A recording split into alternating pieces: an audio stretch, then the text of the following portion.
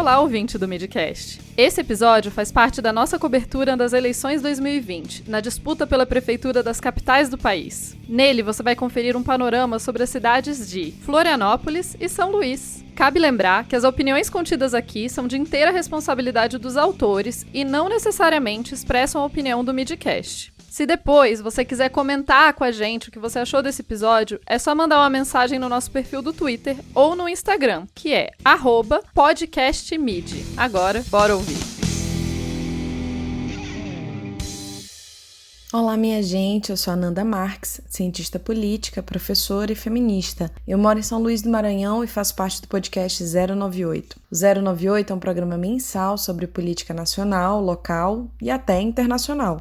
A gente analisa os acontecimentos recentes a partir do Maranhão. Tem análise política de qualidade com pitadas de humor. E nesse boletim sobre as eleições de 2020, eu vou falar da disputa à Prefeitura de São Luís, comentar os principais candidatos e pesquisas e apresentar para o ouvinte do Midcast um panorama sobre o que está acontecendo aqui na Ilha do Amor. São Luís reelegeu em 2016 Edivaldo Holanda Júnior, do PDT, em uma disputa de segundo turno com Eduardo Braide, na ocasião ainda no PMN. Edivaldo conseguiu seu segundo mandato com o apoio do governador Flávio Dino, do PCdoB, e contendo uma onda surpreendente de Braide, que com pouquíssimo tempo de televisão chegou ao segundo turno, desbancando lideranças até então mais conhecidas que ele. Esse recall de 2016 é o que coloca Braide, atualmente no Podemos, na liderança das pesquisas desde a pré-campanha. A eleição para a capital ludovicense é marcada pela disputa do legado de Flávio Dino, ao mesmo tempo que coloca em jogo um projeto político em vigor no Maranhão desde 2015. São Luís é conhecida como a Ilha Rebelde, pois desde os anos 50 protagonizou episódios de insatisfação popular, nos episódios de intervenções fraudulentas oriundas do vitorianismo e também na marcada oposição ao executivo estadual durante os anos de comando político da oligarquia Sarney. Nas últimas décadas, a polarização esquerda-direita na capital do Maranhão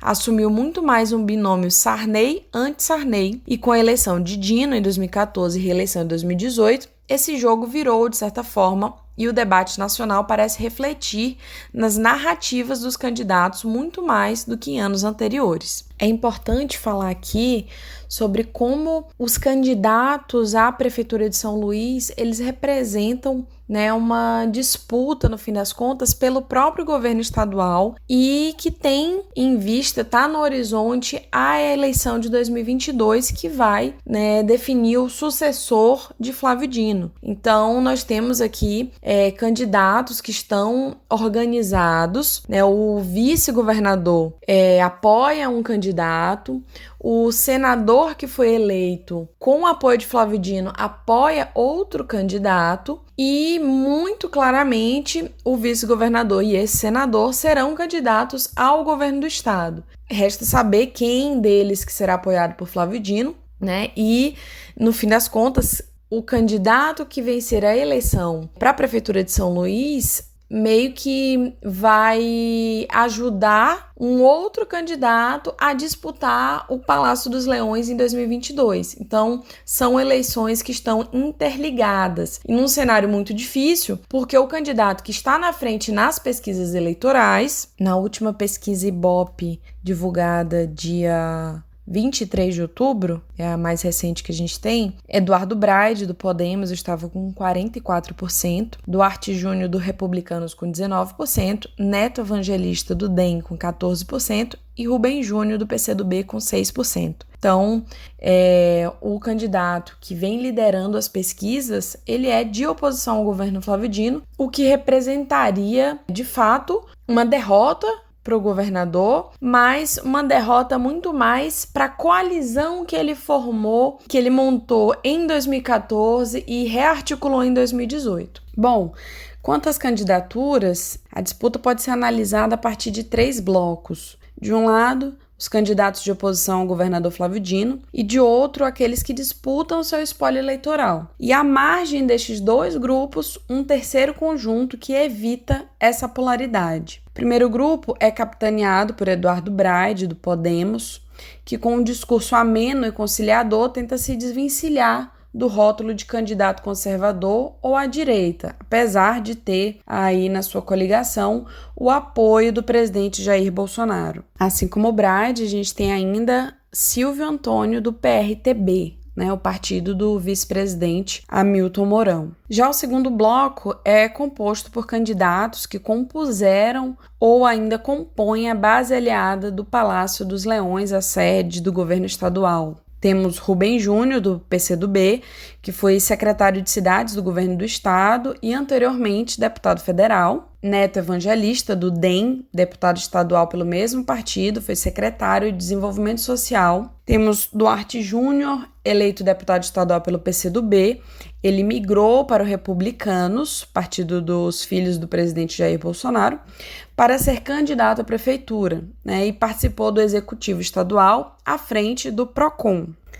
Além desses, temos Iglesio, deputado estadual pelo PDT, migrou para o PROS para ser candidato à prefeitura. Na Assembleia Legislativa, ele compunha a base de apoio ao governo Flávio Dino. E temos ainda Bira do Pindaré, do PSB, que foi secretário de Ciência e Tecnologia. Já o terceiro grupo é formado aí por Franklin Douglas, do PSOL, que faz oposição ao governador Flávio Dino, mas é uma oposição que, no fim das contas, tem pontos de convergência, se coloca como uma terceira via. E Gesael Marques, da Rede, conhecido apresentador de televisão na capital maranhense, que também tem esse discurso de se apresentar como alguém novo na política e que está propondo aí um novo caminho para se fazer política aqui no Maranhão. Ao que tudo indica, a gente vai ter um segundo turno, Eduardo Braide, apesar de, na pesquisa da semana passada que eu citei, estar com 44% de intenção de votos,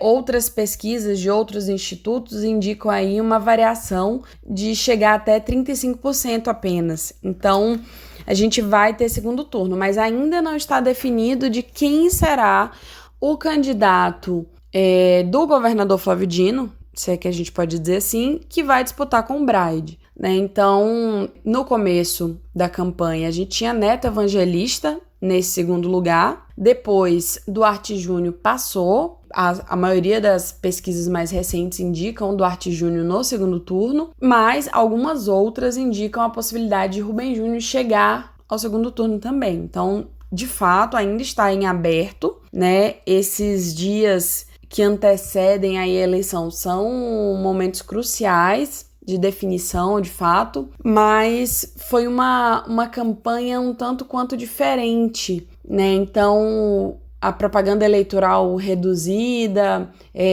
enfim, as medidas sanitárias devido à pandemia, elas e o tempo da campanha também impactaram aí nesse clima. Tem uma discussão sobre como a base do governador Flávio Dino não conseguiu se organizar para ter um candidato único.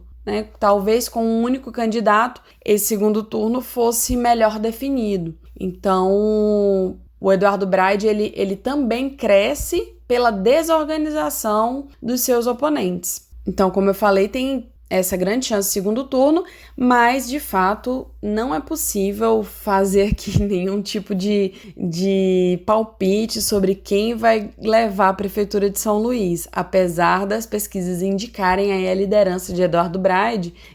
A eleição de 2016, por exemplo, ela nos ensina que essas 2 últimas semanas elas podem mudar absolutamente tudo. E já encerrando a minha contribuição, a campanha eleitoral de 2020 ela teve ao mesmo tempo sentidos comuns e atípicos. Demorou muito para o clima da eleição aparecer por causa da pandemia. A saúde foi um assunto de grande relevância, mas a economia figura ainda, num contexto de crise, como uma das principais pautas.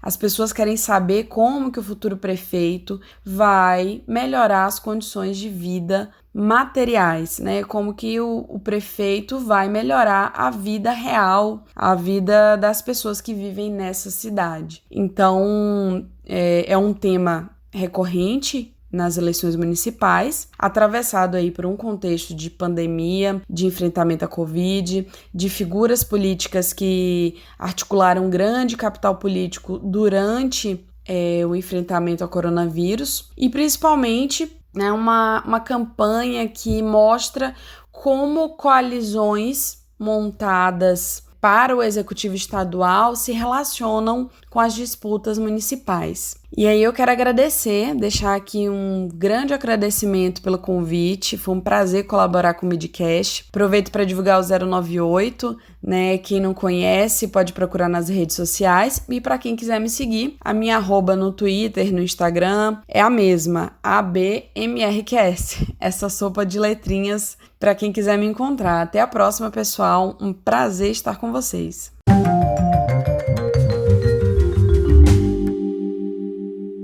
Eleições 2020. Eu sou a Adriele Chons, sou engenheira civil, engenheira de segurança do trabalho, sou mestre em arquitetura e urbanismo e vou trazer para você um panorama geral das eleições em Florianópolis, a capital de Santa Catarina. Para quem não sabe, a abreviatura de Santa Catarina é SC, como se escreve fascismo. Começando aqui, gente, se você estava numa bolha, num buraco, se você estava em coma e não acompanhou os acontecimentos das últimas 2 semanas, eu vou te atualizar. Santa Catarina está envolvida em alguns escândalos, né? O atual prefeito candidato à reeleição, Geloreiro, foi flagrado com a divulgação de um vídeo aí, praticando sexo nas dependências da Prefeitura Municipal de Florianópolis com uma servidora municipal. O clima da eleição tá uma coisa meio difusa ainda, demorou muito para sair as primeiras pesquisas. A primeira pesquisa, temos só 2 até então. E eu vou dar um panorama, falar um pouquinho dos 4 principais candidatos. Todo mundo pensa que Santa Catarina é muito conservador e está todo mundo correto. Todo mundo pensa que Santa Catarina é muito nazista e, de fato, a gente tem aí alguns grupos não-nazistas atuando. Saiu notícia semana passada aí de alguns grupos não-nazistas no estado. A gente teve, inclusive, recentemente agora, o governador do estado, que foi eleito, né, governador do PSL pela onda bolsonarista, ninguém o conhecia até então, é uma pessoa totalmente fora da política, o Carlos Moisés, e agora ele está afastado no processo de impeachment, o qual a sua vice, Daniela Reiner, totalmente da ala bolsonarista, daquela ala fanática, está aí como governadora interina, e até foi meio que forçada a fazer, falando em nazismo, né, o Intercept aí meio que forçou ela a falar contra as posições do pai dela, que é um dos negacionistas do Holocausto. Essa é a nossa governadora aí. Mas não é disso que a gente vai falar hoje. A gente vai falar hoje de coisas piores, que é a política de Florianópolis.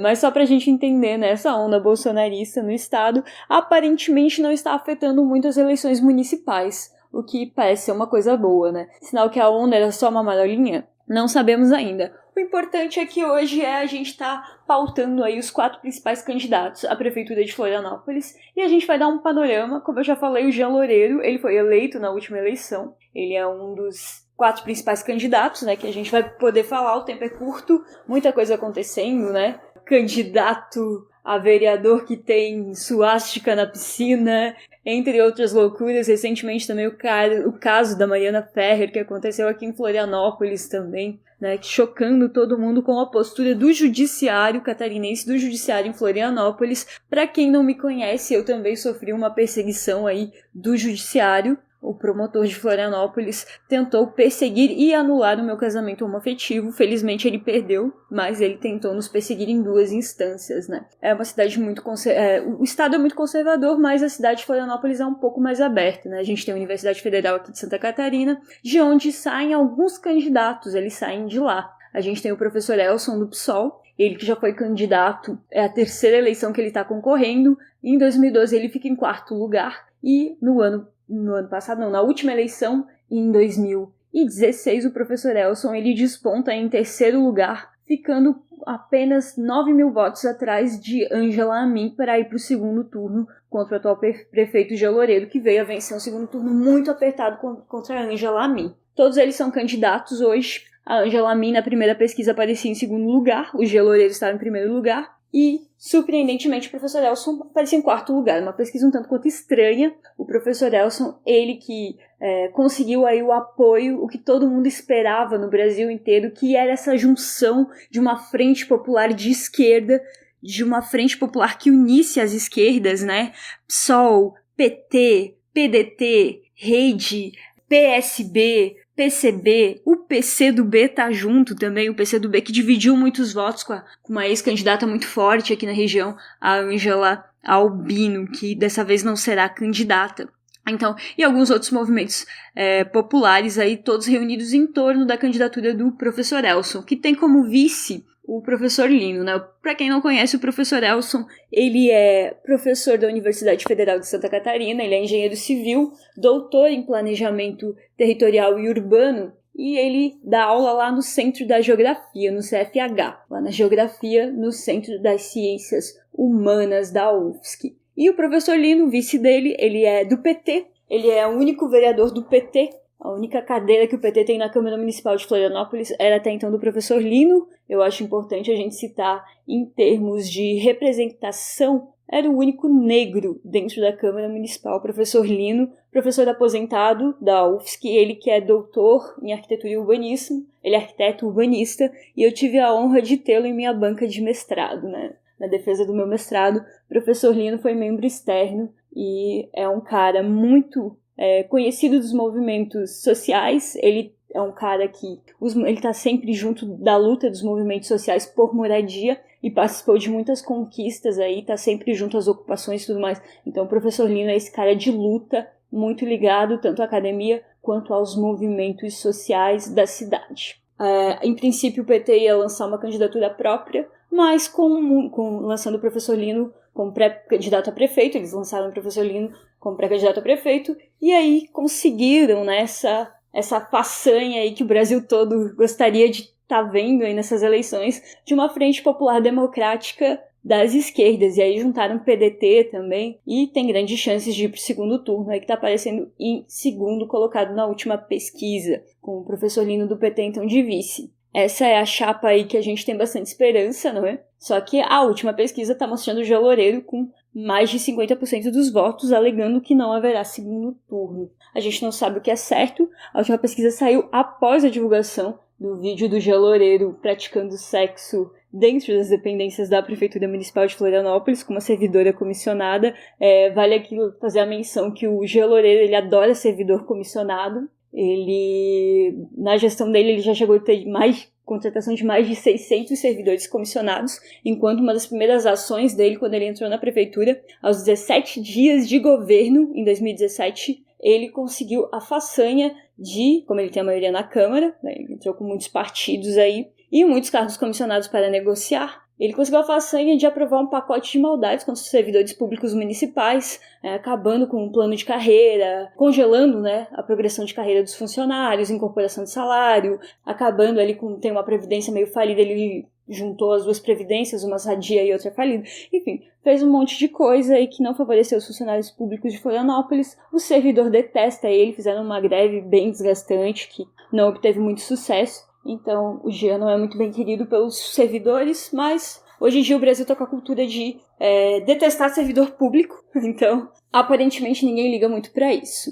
Para quem não conhece o Jean Loureiro, ele é aquele político de carreira. Ele começou na política muito cedo, sendo vereador de Florianópolis pelo MDB, ele foi deputado também. Ele, como eu falei, ele se envolveu aí nesse último escândalo, não foi o primeiro escândalo. Durante a gestão dele, o Jean chegou até a ser preso numa operação chamada Operação Chabu, que justamente investiga tráfico de influência em relação a cargos comissionados. Veja bem, a servidora em questão, eu não vi o vídeo divulgado, eu não tenho o mínimo interesse em ver, e a servidora em questão, ela é uma servidora comissionada, e no boletim de ocorrência ela alega que teria tido relações sexuais com o prefeito porque ele ameaçava tirar o emprego dela de comissionada, né? Então, ela alega que o estupro ocorreu em razão disso, né? A gente não sabe o que aconteceu de fato. O prefeito diz que já está tudo resolvido, que a relação foi consensual e ele resolveu tudo em casa. Como se a prefeitura municipal fosse lugar de praticar sexo, né? O prefeito faz a prefeitura de motel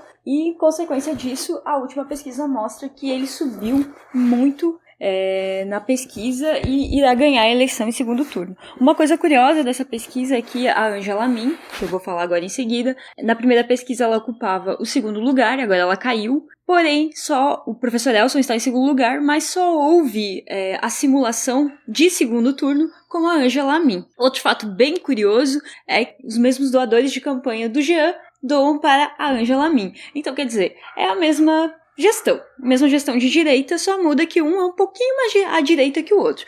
Quem é a Ângela Amin, gente?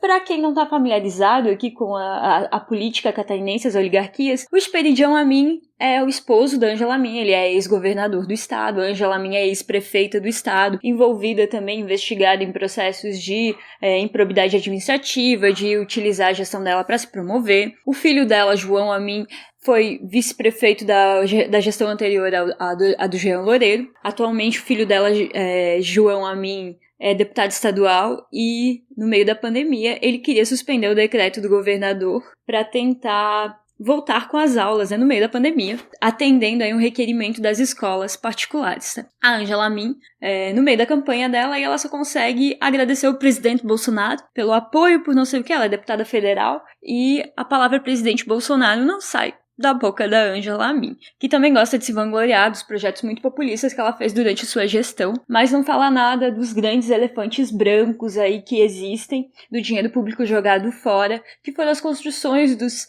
terminais que ela fez durante a gestão dela, que ela queria resolver o problema de mobilidade, e criou muitos problemas e jogou muito dinheiro pelo ralo. Hoje a gente tem mais de 2 terminais aqui no continente, são 2 terminais, tem mais terminal lá na ilha, terminais que custaram muito caro para o contribuinte, que hoje estão totalmente inutilizados, são terminais fechados e que não têm utilidade nenhuma para ajudar a mobilidade urbana, que é um dos principais problemas do pessoal que mora em Florianópolis e imediações, né? Aí a Ângela Amin vem com essa plataforma bem à direita, tentando surfar na onda bolsonarista, citando muito Bolsonaro. Um fato curioso é que nesse escândalo todo do Jean, do vídeo do Jean e do boletim de ocorrência do Jean praticando sexo com a servidora nas dependências da prefeitura municipal, quem divulgou o vídeo foi o blogueiro bolsonarista Oswaldo Eustáquio, e muita gente acredita que essa história toda foi um golpe baixo contra o Jean. Eu ouvi muita gente falando isso, muita gente defendendo o Jean, culpabilizando a vítima como sempre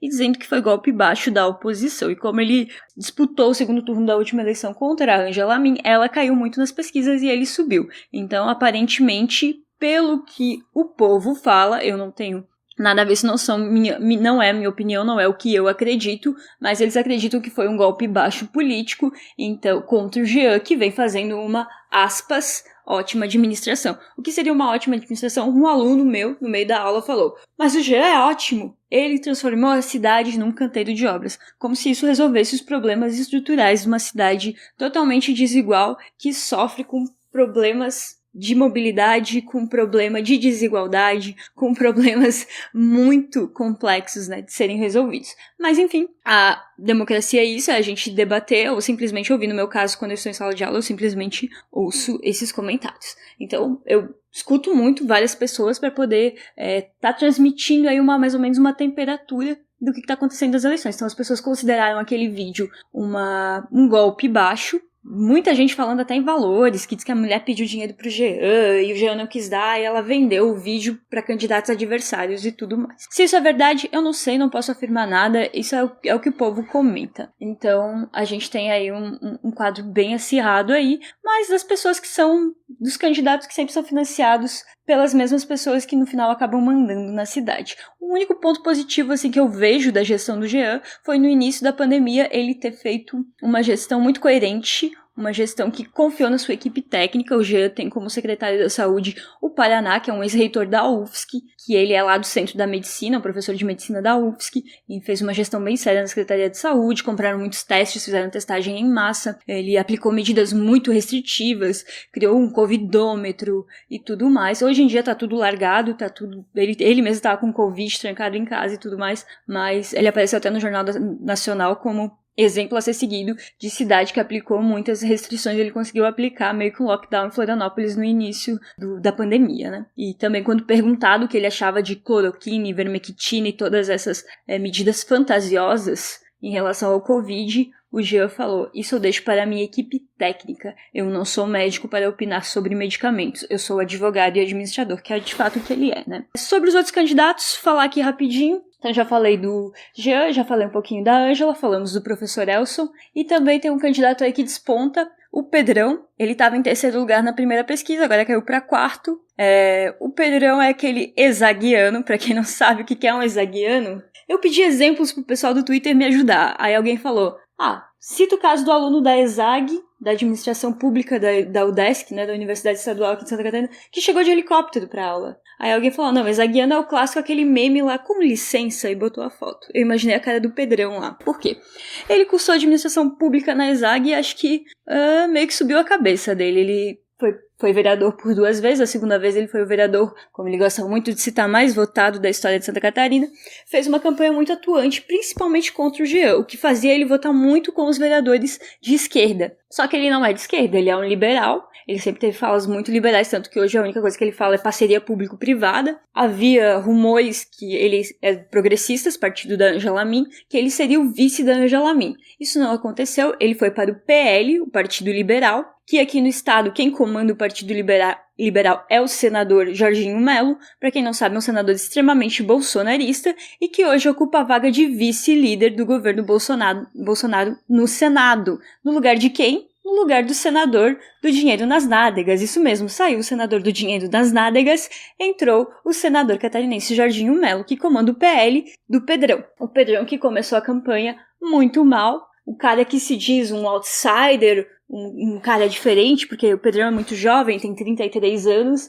mas chega aí fazendo uma campanha ridícula, só fala em cloroquina e outros absurdos, e quer fazer uma política nova, mas se coloca aí num partido de um bolsonarista assumido, tentando fazer uma gestão totalmente anticientífica, né, uma gestão anti-ciência quando se fala em colocar medicamentos que não são recomendados pelas entidades, né, que já são comprovadas ineficácia e que prejudicam o paciente à disposição para um populismo barato. Eu acho que esses são os principais candidatos. O Pedrão já caiu muito nas pesquisas, se prova pela postura e pela campanha horrível que ele vem fazendo. Muita gente de esquerda ainda cai nessa lábia aí, mas o Pedrão, pra mim, não se torna um candidato viável no momento. É menos pior que o Jean e que a Ângela, porém, a gente tem uma opção super capacitada aí, uma união das esquerdas, num esforço muito grande das esquerdas para lançar um candidato como o professor Elson. Eu acredito aí que se desenha um segundo turno entre Elson Pereira e Jean Loureiro, a gente vai torcer para que isso aconteça de fato, e acho que é isso aí o boletim que eu tenho para dar para vocês. Vamos torcer aí pelas próximas pesquisas e que haja realmente uma simulação de segundo turno entre, de fato, o primeiro colocado nas pesquisas, que é o Jean Loureiro, com o segundo colocado nas pesquisas, que é o professor Elson Pereira. Muito obrigada, ouvintes do Midcast, e até a próxima.